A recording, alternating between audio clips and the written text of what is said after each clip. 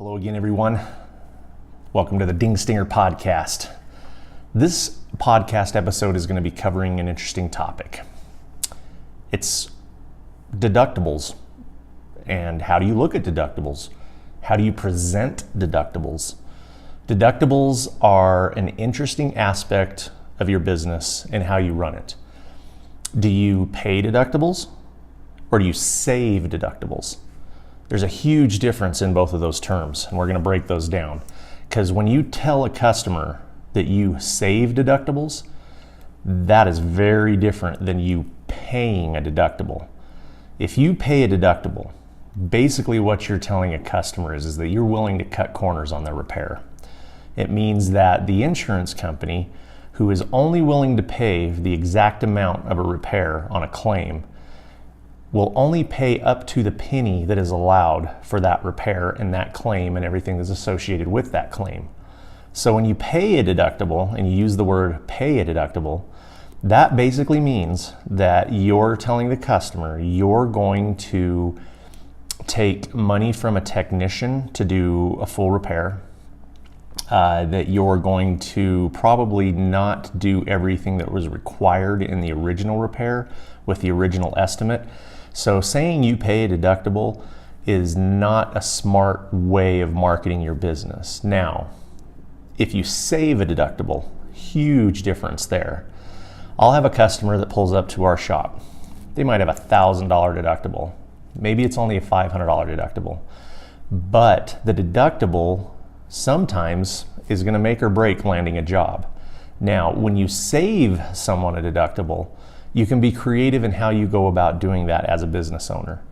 If you are in an agreement with an insurance company or working with a body shop, this is not going to apply to you. This is only if you're doing repairs on your own as your own standalone business. When you're doing these type of repairs, basically when a customer comes to you and has, say, let's just say they have a $1,000 deductible. So many people are carrying $1,000 deductibles now that comes up very often in our business. So what I'll do is I'll tell customers, well, I do have some techniques and some things that I can do to help you save on your deductible. And how do we do that? Well, that's by going around the vehicle with your customer and mapping out a repair plan. When you map out a repair plan on a vehicle, you're basically walking around the vehicle and finding areas on the car that are priced separately as a panel. Roof rails, left rear door, quarter panels, moldings, pieces, parts, broken little pieces of plastic from the hail. Now, when you can walk around a vehicle and tell a customer, listen, if this was my car, this is what I would do. I would repair all of the visible damage that's on the top surfaces. I'm going to repair, let's say for instance, I would fix the left side of your car because that's the direction the hail was coming from. But on this side of the vehicle, there is a certain value that the insurance company is going to give the repairs on this car. If we take, say, your right front door and your right quarter panel and the belt moldings on the car, 9 times out of 10, that's going to be half of $1,000 deductible.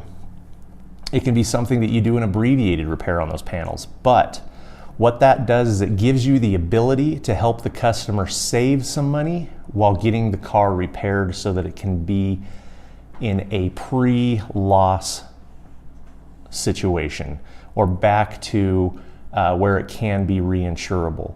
Now, you have to let customers know too, if you're running an honest and ethical business, that you're going to have a breakdown on your invoice to show exactly what was repaired on the vehicle, because I don't ever want to get audited by anyone and have someone say, you charged me to do this and you didn't do it.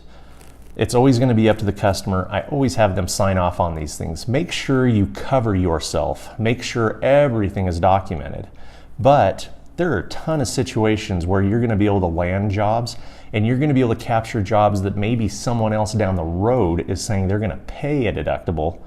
And when you explain to your customer what that means and what that all entails, a lot of times they would much rather have their deductible saved in some way so that they can afford their deductible easier. So this is something that I ran into, and it's something that I always want to share Because when you're speaking to adjusters or someone comes in that has a unique situation, you always want to place yourself in the best situation so that you have the opportunity to land these jobs. When you have a customer come in that trusts you with their vehicle, they're going to also trust that you know how to deal with the insurance companies and how to turn in supplements, how to turn in all the correct paperwork so that everything is above board and straight. Now, on a hail claim and a weather-related loss, I know specifically for the state of Colorado, because that's where I work and live, is that there are no salvage titles issued on total loss weather-related claims. So you have a lot of room there when you know how to bill accordingly and make sure that the claims are properly documented.